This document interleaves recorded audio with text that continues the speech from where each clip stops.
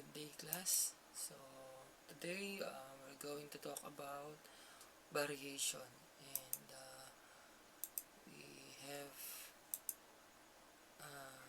direct variation, inverse variation, joint, and the last one is combined variation for grade 9 math. Let us first discuss what is direct variation. So our objective for this lesson, we're going to define and illustrate situation involving direct variation. Also, we translate into variation statement a relationship involving direct variation.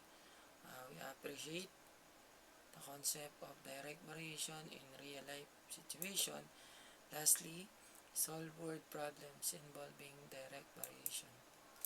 And in your most essential learning competency, it is given also.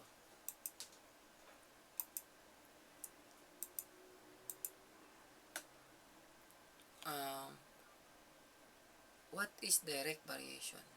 So it is a type of relationship between two variables which are directly proportional to each other. This means that if one increases, the other one is also increases. So if one is increases, say this is variable x, the other one is also increases. Say this is y variable. At the same manner, if one is decreases, let's say this is x again, then the other one is decreases also. So the example for that is if we consume more electricity, kilowatt per hour, the more we consume the electricity, the bill will be also increases. Okay?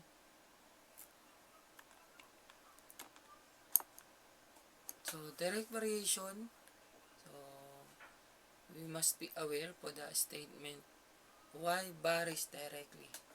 That means it is a direct variation. So if you see the word varies directly, it is root word for direct variation. Also directly proportional. And also y is proportional.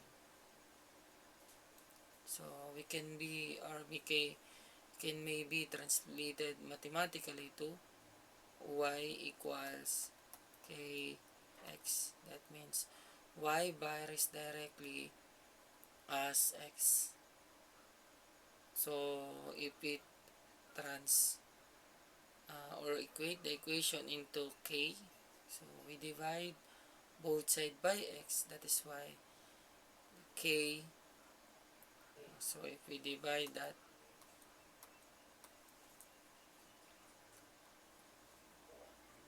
if we divide by x, both sides by x, we conclude the value of k or constant is equal to y over x. Okay, so remember these two formula, and then define k is a constant. So let us have an example. So the cost of fish varies directly as its weight in kilogram. So the word varies directly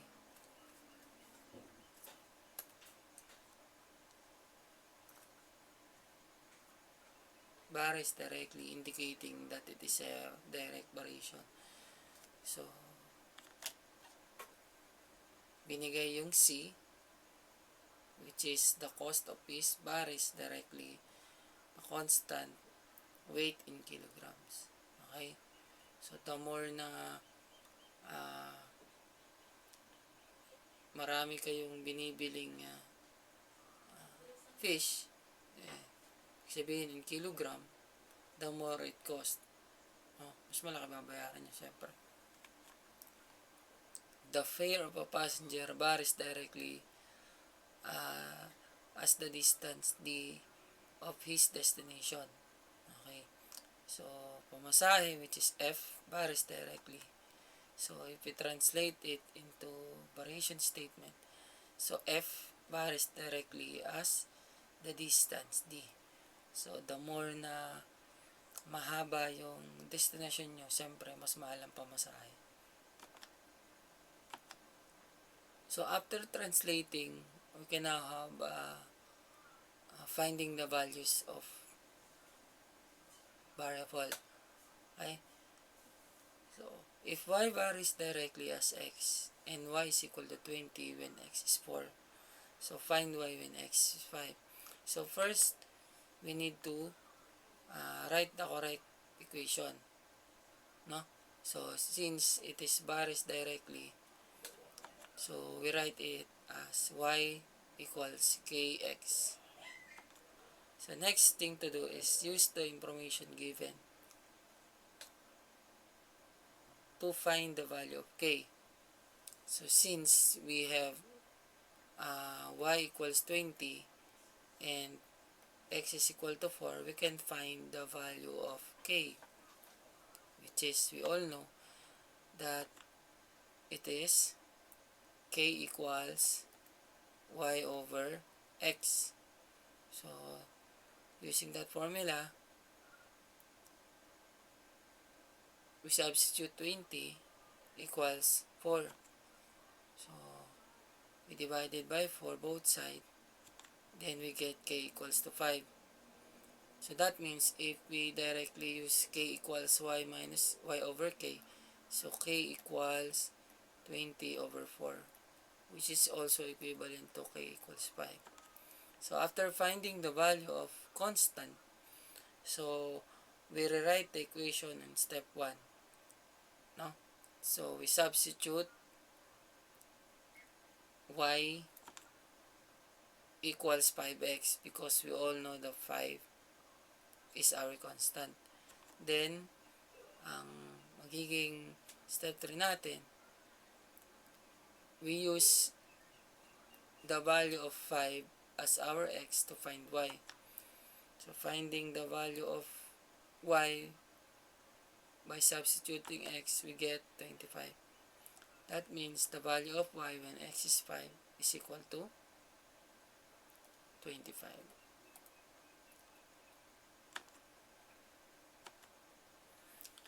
The next example, if A is directly proportional as B, so binanggit yung directly proportional.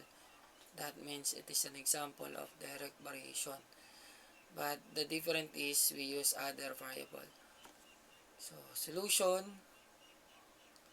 and A is equal to 30 when B is 22. Find B when A is 60. So, we use the correct equation, which is A varies directly as B. So, ito yung previous natin. So, napalitan yung y ng A varies directly as B. So, kung ano yung binigay na variable, yun ang inyong isusulat. So, finding K. So, 30, A is 30, B is 2. So, divided by 2, so we get 15. So, kapag ginamit natin yung K equals, ito yung magiging A over B. Dito ang K kung ganito is Y over X. Ito naman A over B.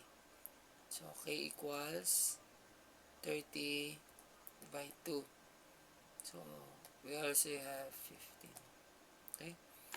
So, after that, sasubstitute natin yung K dun sa original. And then,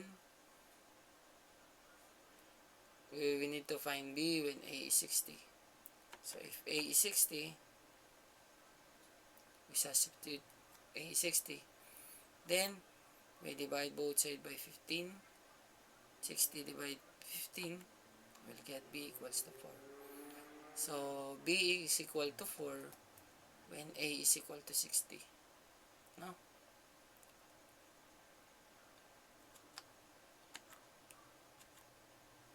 So, problem solving example. So, a teacher charges 300 pesos per hour,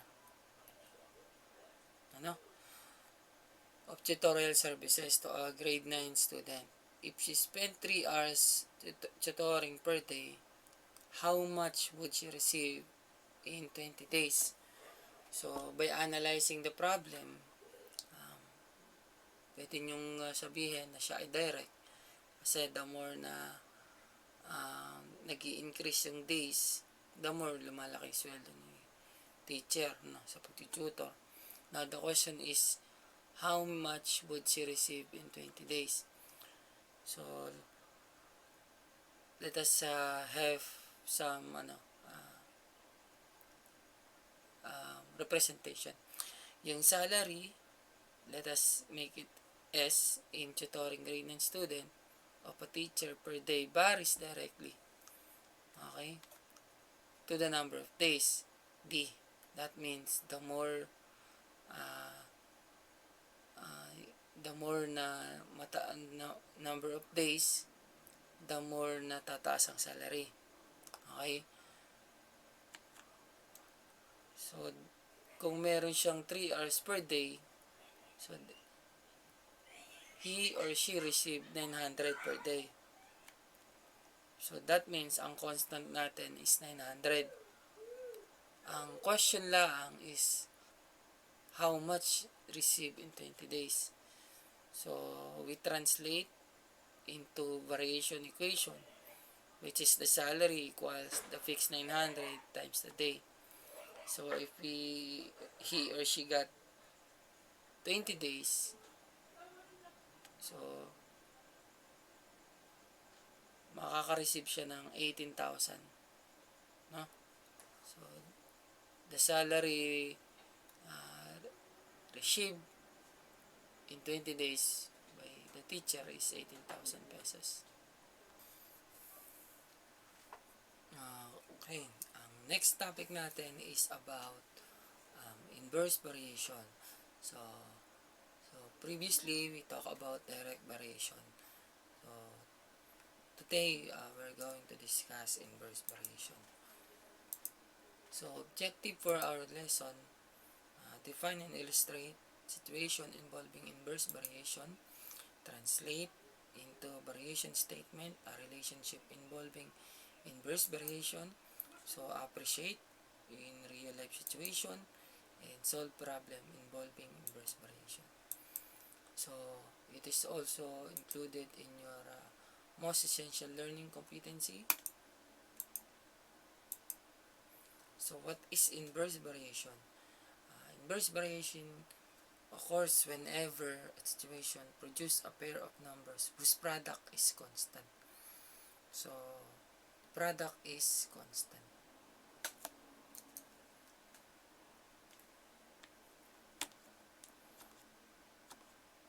So it is a relationship between two quantities that are indirectly proportional to each other. That this means that if one quantity increases, the other one will decrease at constant rate. Okay? So in illustration, if one is decreases, let's say this is x, the other one is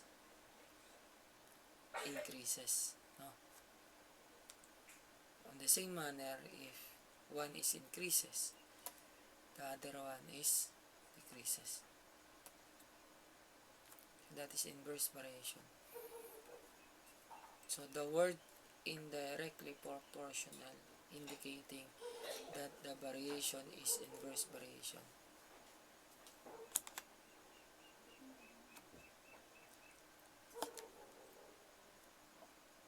other word that connect to inverse variation is inversely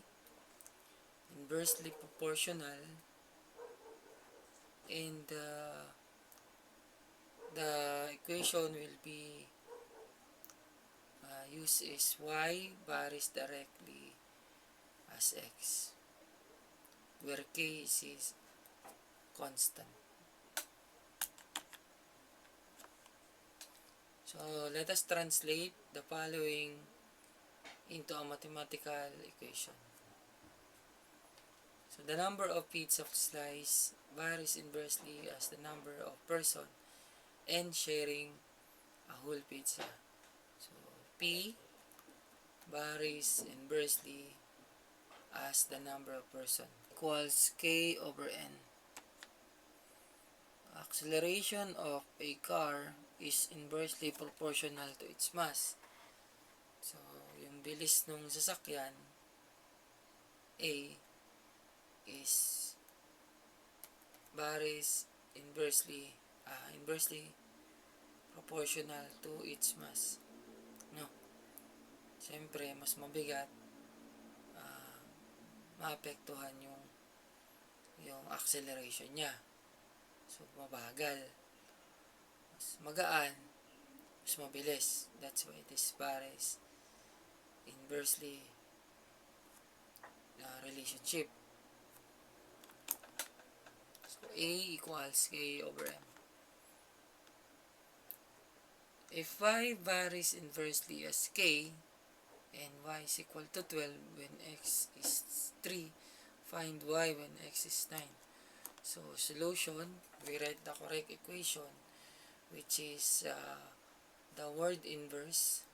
So, y varies inversely as x.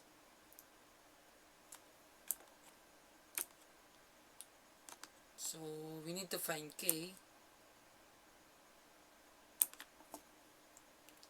So, as I said, it is the product of 2. No? So, ang constant niya ay k equals multiplication 12 times 3, which is the constant is 36. So, kung ang k is 36, so we substitute 36. Then we use now 9 as our x to find the value of y. So, if the value of our x is 9,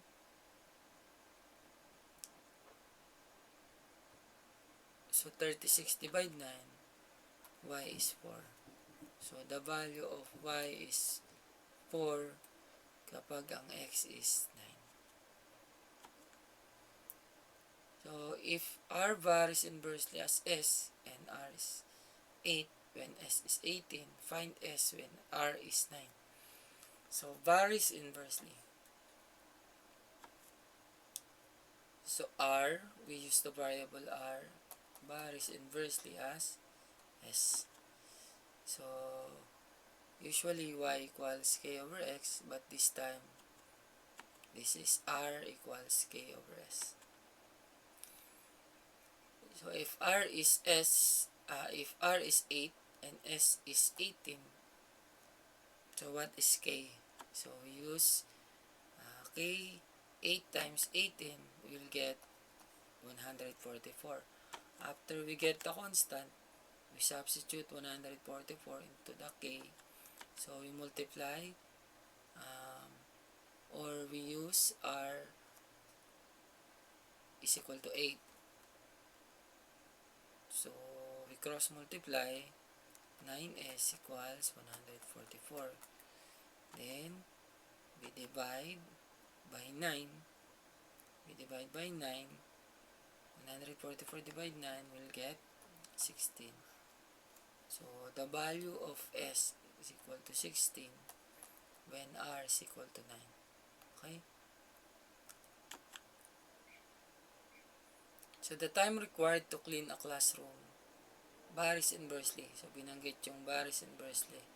The number of students who cleaning the room, siyempre. So, the time is varies inversely. No?